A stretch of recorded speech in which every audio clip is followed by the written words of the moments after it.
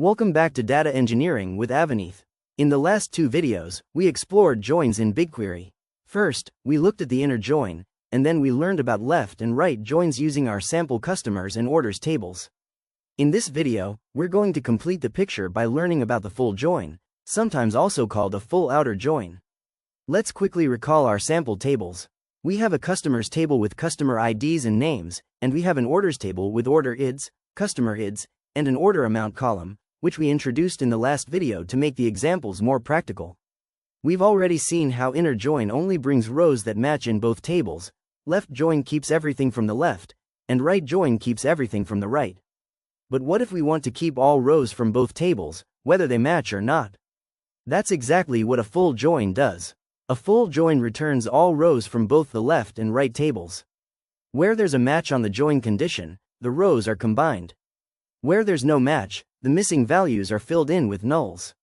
Let's take an example. If we have a customer named John in the customers table but he hasn't placed an order, John will still appear in the results, with nulls for the order details. Similarly, if we have an order in the orders table that doesn't match any customer, that order will also appear in the results, with nulls for the customer details. So, a full join essentially combines the behavior of both left join and right join, giving us the most complete view of the data. The query in BigQuery looks like this. Select C. Customer ID, C. Customer name, O. Order ID, O. Order amount. From project. Dataset.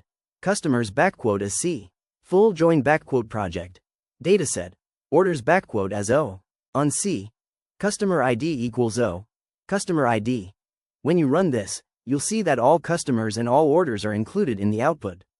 Matching rows show combined data, while non-matching rows show nulls on whichever side has no corresponding record.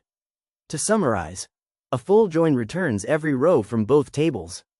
Matching rows are combined based on the join condition. Non-matching rows are still included, with nulls filled in for the missing side.